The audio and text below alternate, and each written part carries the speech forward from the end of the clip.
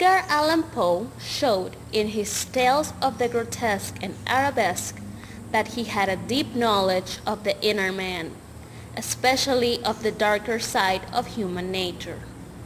The Black Cat, one of the stories in that collection, and the one we are about to hear, illustrates how the evil forces within one man, Ignatius Groper, came to prevail completely over his conscience.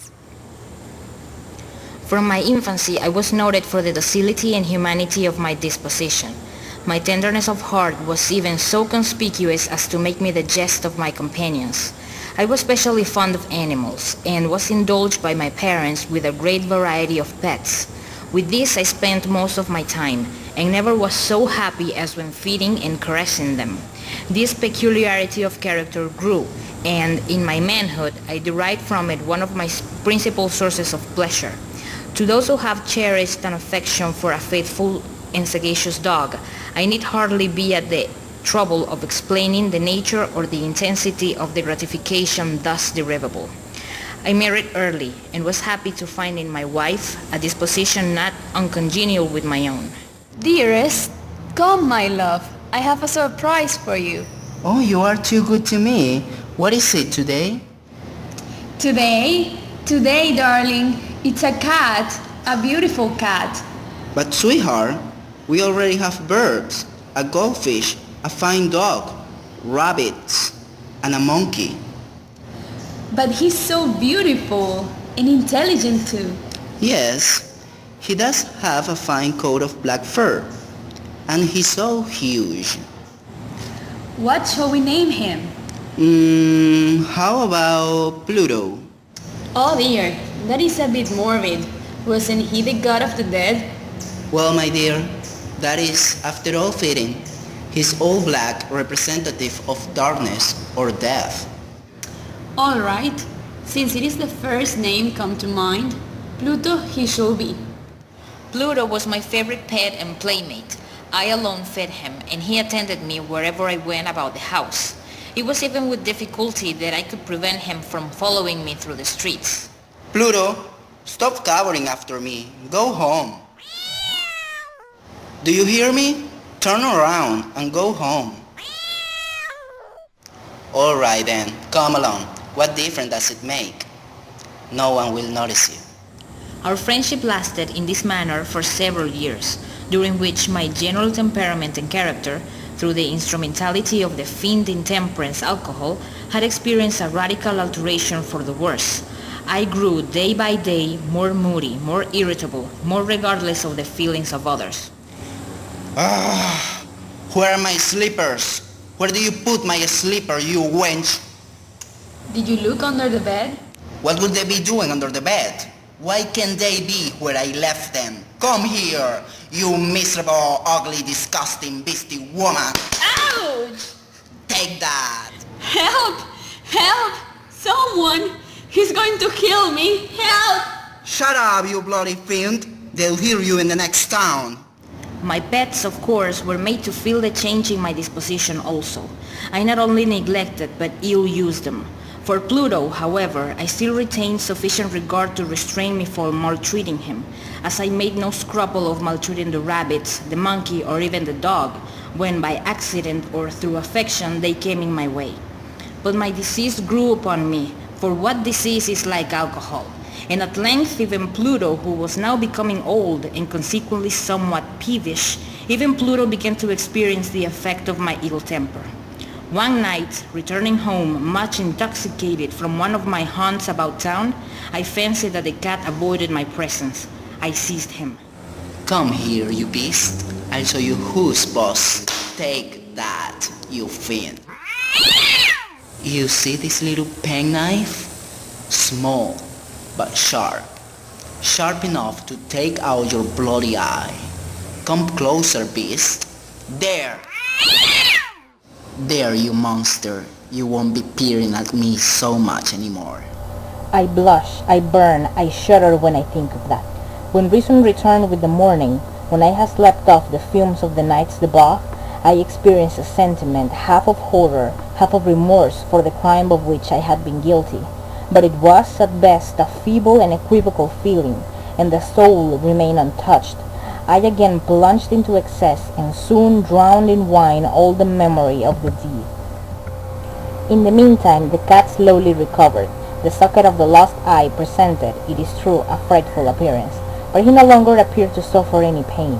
He went about the house as usual, but, as might be expected, fled in extreme terror at my approach.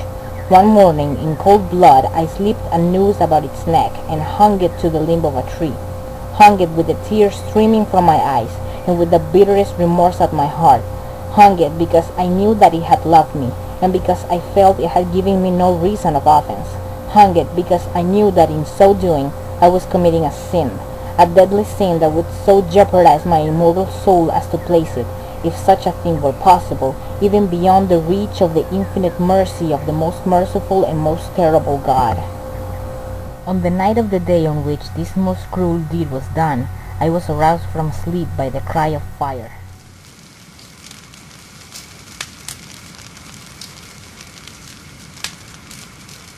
Ignatius! Oh, Ignatius, look, the curtains are on fire! The curtains, you dumb woman. It's not just the curtains. The entire house is on fire.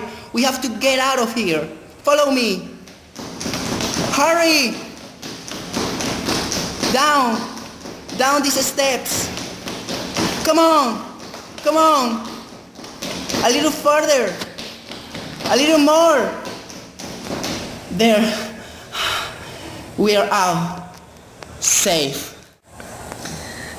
The house! Look! There won't be anything left. How horrible! We've lost all our worldly possessions. What will we do? Our entire wealth swallowed up.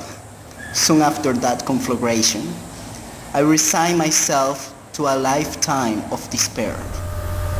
On the day succeeding the fire, I visited the ruins. The walls, with one exception, had fallen in.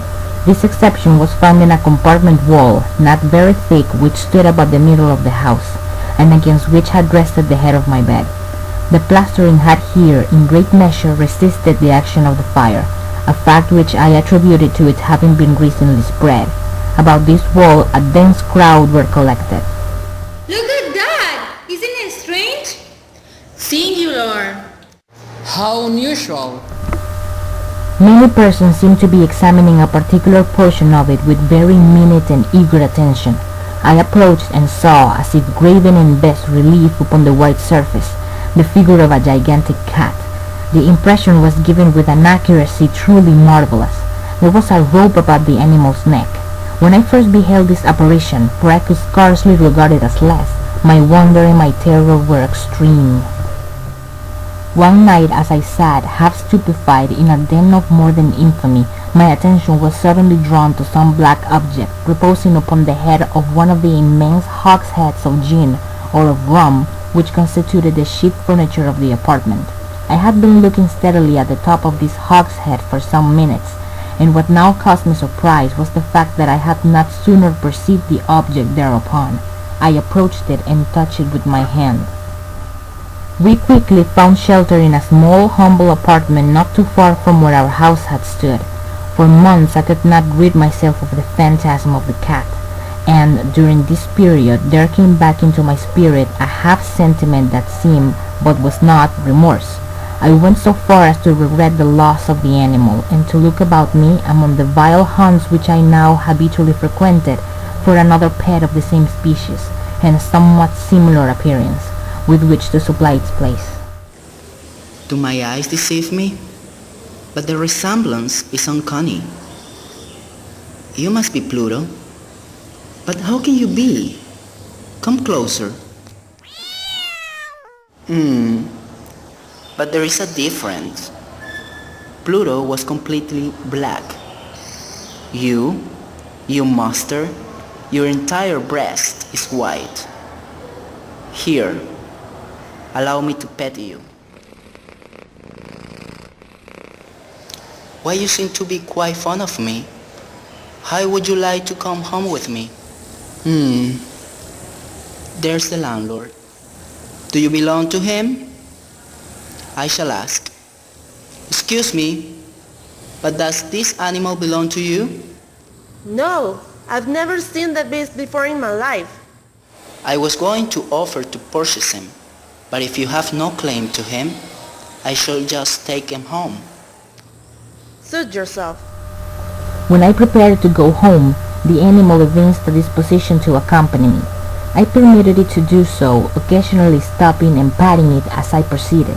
When it reached the house, it domesticated itself at once, and became immediately a great favorite with my wife. Oh, where did you find him?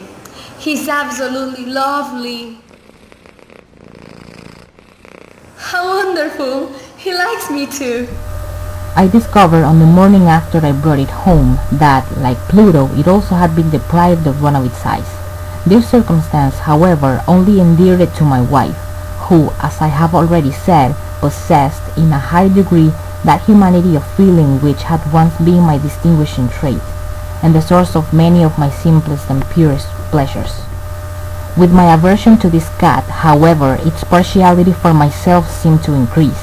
It followed my footsteps everywhere. Whenever I sat, it would crouch beneath my chair or spring upon my knees, covering me with its loathsome caresses. If I arose to walk, it would get between my feet and thus nearly throw me down, or fastening its long and sharp claws in my dress, clamber in this manner to my breast. At such times, although I longed to destroy it with a blow, I was yet withheld from so doing, partly by a memory of my former crime, but chiefly, let me confess it at once, by absolute dread of the beast. It really is amazing. The only difference between this charming cat and Pluto is the shock of white hair. Otherwise, they are absolutely identical in every way. Yes, isn't it interesting indeed? You know, the white outline seems to be taking shape. It is starting to look like something.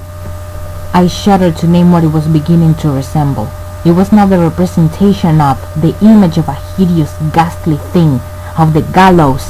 Alas, neither by day nor by night knew I the blessing of rest any more. During the former, the creature left me no moment alone, and in the latter I started hurriedly from dreams of unutterable fear to find the hot breath of the thing upon my face, and its vast weight, an incarnate nightmare that I had no power to shake off, incumbent eternally upon my heart. Beneath the pressure of torments such as these, the feeble remnant of the good within me succumbed. Evil thought became my sole intimate, the darkest and most evil of thoughts. The moodiness of my usual temper increased to hatred of all things and of all mankind, while from the sudden, frequent, and ungovernable outburst of a fury to which I now blindly abandoned myself, my uncomplaining wife, alas, was the most usual and the most patient of sufferers. One day she accompanied me upon some household errands into the cellar of the old building which our poverty compelled us to inhabit. The cat followed me down the steep stairs, and, nearly throwing me headlong, exasperated me to madness. Get out of my way, you fiend! Let me get this axe right over here. No, you don't dare! Give me that axe! Don't you dare hurt him! Let me at that fiend. Get out of my way, woman, or I let you have it too. Give me that axe! Give me that! Give me... The hideous murder accomplished, I set myself forthwith, and with entire deliberation, to the task of concealing the body. I knew that I could not remove it from the house, either by day or by night, without the risk of being observed by the neighbors. Many projects entered my mind. At one period I thought of cutting the corpse into minute fragments and destroying them by fire. At another I resolved to dig a grave for it in the floor of the cellar. Again I deliberated about casting it in the well in the yard, packing it in a box as if merchandise with the usual arrangements, and so getting a porter to take it from the house. Finally I hit upon what I considered a far better expedient than any of this. I determined to wall it up in the cellar, as the monks of the Middle Ages are recorded to have walled up their victims. For a purpose such as this the cellar was well adapted. Its walls were loosely constructed and had lately been plastered throughout with a rough plaster, which the dampness of the atmosphere had prevented from hardening. Moreover, in one of the walls was a projection caused by a false chimney or fireplace that had been filled up and made to resemble the rest of the cellar. I had no doubt that I could rapidly displace the bricks at this point, insert the corpse, and wall the whole up as before, so that no eye could detect anything suspicious. And in this calculation I was not deceived. By means of a crowbar I easily dislodged the bricks, and having carefully deposited the body against the inner wall, I propped it in that position, while with little trouble I relaid the whole structure as it originally stood. Having procured mortar, sand, and hair with every possible precaution, I prepared a plaster which could not be distinguished from the old, and with this I very carefully went over the new brickwork. When I had finished, I felt satisfied that all was right. The wall did not present the slightest appearance of having been disturbed. The rubbish on the floor was picked up with the minutest care. I looked around triumphantly. Here at least, then, my labor has not been in vain. I then looked around for the beast which had been the cause of so much wretchedness, but I could not find him anywhere. I was relieved not to find him, and that night I slept very soundly, even with the burden of murder upon my soul. 3 days passed, and once again I breathed as a free man. Upon the 4th day of the assassination, a party of the police came, very unexpectedly, into the house, and proceeded again to make rigorous investigation of the premises. Mr. Groper, would you mind assisting us in our search? After all, you know the house so well. No trouble at all, officer, but I have been searching, and I am almost resigned to the fact that I shall never see my beloved dearest again. She just disappeared, it seems, into dim air. Let's go down into the cellar, if you will permit us. Of course, this way. Follow me. Well, it isn't very big down here. Certainly doesn't look as though there's anything suspicious. Gentlemen, I delight to have allayed your suspicions. I wish you all good health. Mr. Roper, if you don't mind my inquiring, of what material is this house constructed? It appears to be very solid. Officer, you are correct indeed. This is a very well constructed house. I may say an excellently well constructed house. These walls are solidly put together. Help! Help! Of my own thoughts it is folly to speak. Swooning, I staggered to the opposite wall. For one instant the party on the stairs remained motionless, through extremity of terror and awe. In the next, a dozen stout arms were toiling at the wall. It fell bodily. The corpse, already greatly decayed and clotted with gore, stood erect before the eyes of the spectators. Upon its head, with red extended mouth and a solitary eye of fire, sat the hideous beast whose craft had seduced me into murder, and whose informing voice had consigned me to the hangman. I had walled the monster up within the tomb. For the most wild yet most homely narrative which I just told you, I neither expect nor solicit belief. Mad indeed would